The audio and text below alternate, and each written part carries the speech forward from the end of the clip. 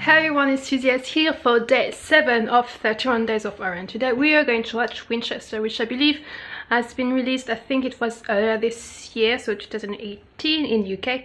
And it's the movie about it's the story of the widow of Winchester, the one who created and invented the Winchester's firearms.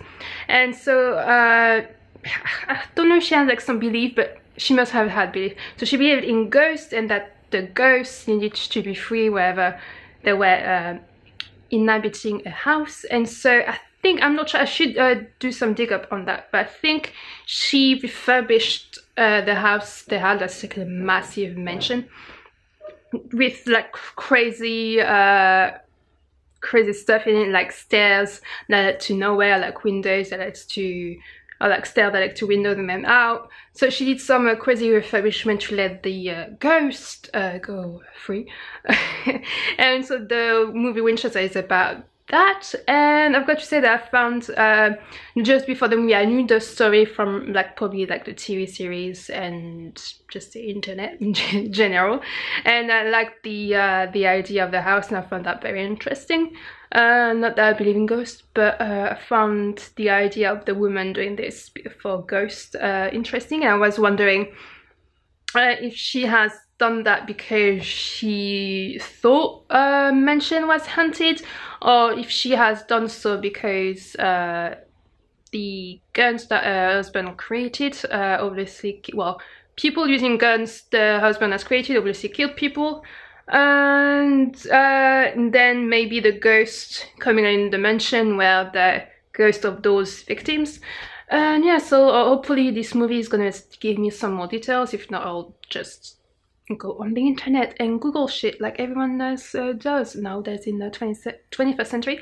And yeah, hopefully this movie is gonna be good. But actually, I wanted to go and see it in the cinema at the movies, but I didn't quite manage because it wasn't on for a very long time. And just watching reviews and just understanding how cinema works usually when something is not on for a very long time is that it didn't get a big, a good enough audience, and the review I saw of that weren't great. They won't even mix. It says that the movie is bad, and so hopefully the movie won't be that bad, but I need to see it for myself because I like the story of the Winchester mansion. And yeah, so I will see you in a few seconds for the dinner. Yeah, it's 9. I should eat now.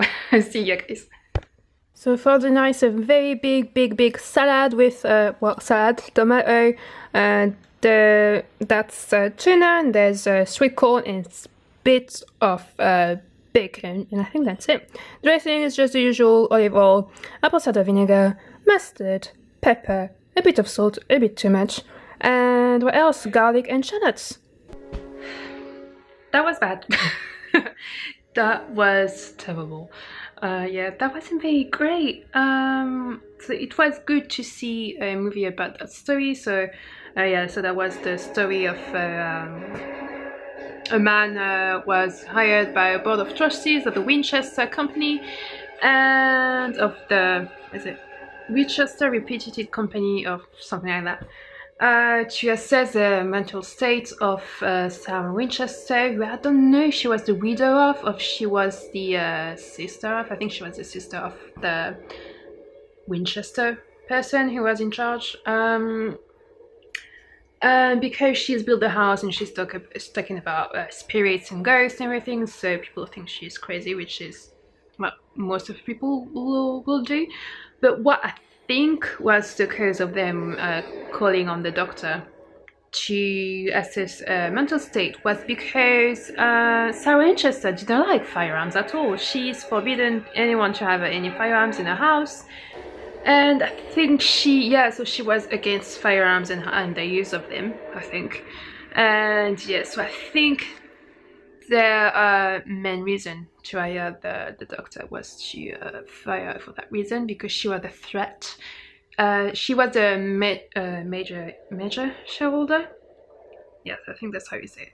She owns like 51% of the company, and they wanted basically to take over, I think, just because she was against, and maybe they thought she was going to ruin them and the company. and Winchester being one of the most popular firearm company, this might have had an effect on the Second Amendment, which is very much loved in the US. I think this movie was also an horror movie, but also a movie to talk about that story, but maybe and hopefully that's the reason, because that's honestly one of the only good thing I like about this movie is that I think they might have used that to talk about the Second Amendment and how this amendment is used and on dit abusé en français? Like you take too much advantage of it.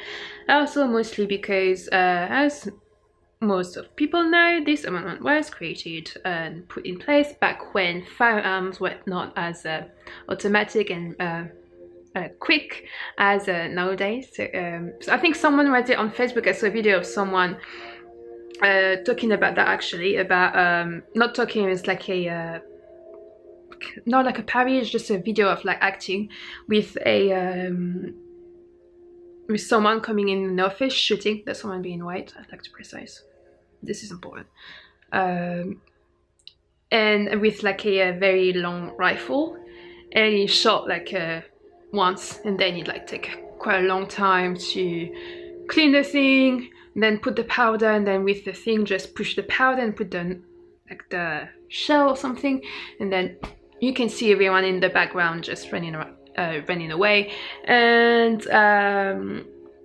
this video was just to show that back in the day when this amendment was written, people had more time to just run the hell away from where the shooting was happening.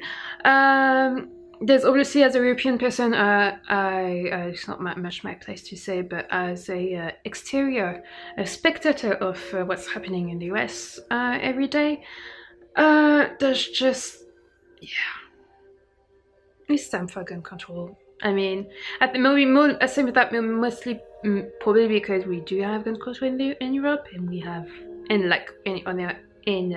many other countries, and we don't have that many deaths by gun just staying Donald Trump and the likes. And yeah, so I think that movie was used for that, but otherwise that was bleh.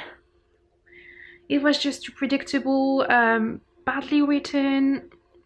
Like the scares, it was just like, you know, the scares when like jump scare and then you use the mirror and it's like there's nobody again, and boom, there's somebody, like as in like a ghost.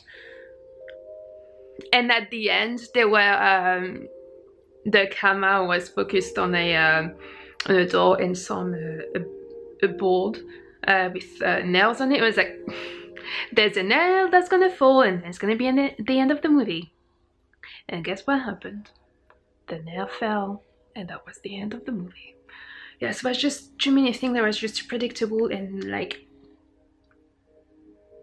Ellen Mirren was good. I think she was very good. Like all the actors were good. It's just the scenario that was just not great. And I think yeah, this movie and the story deserved more. And something I really didn't understand and didn't quite like, there was the place of slavery in all that. I think it makes sense in a way, because I'm pretty sure like many slaves were killed by firearms, and most of them, if not some of them, were Winchester firearms. But I think there was just the place for slavery to be talked about. I mean, this is great whenever it's talked about, but yeah, that was just not the movie for that. There was like, at first you see this, when this movie happened, that's 1906, so slavery was abolished in the US 1886, I want to say. I put the right date somewhere. So it was abolished, but you can see some house stuff of a certain skin color, and there's a at some point during, like towards the end of the movie, there's a character you see him literally like for 1 second, and all together in the movie, as in like a slave in chain with like the chain up a thing around his neck, and the chains, you can hear them like hanging. And he's on at towards the end of the movie, he's like at the bottom of the stairs, like manipulating some nails, and all together you see him for like 5 seconds. I was like, okay, but why? But yeah, just don't bother with that movie, really. And come back tomorrow for day 8 of 31 Days of Horror. And I'll just say before I'll let you guys go, yeah, this movie deserves, industry deserves much better, and I do hope they make another one in a few years that's much better, with a much better scenario. And yeah, I will see you tomorrow for day 8 of 31 Days of Horror. Don't forget to like, don't forget to subscribe if you liked it. If you want to see more of that, subscribe, hit the little bell, etc, etc. And yeah, see you tomorrow for day 8 or 9 of 31 Days of Horror.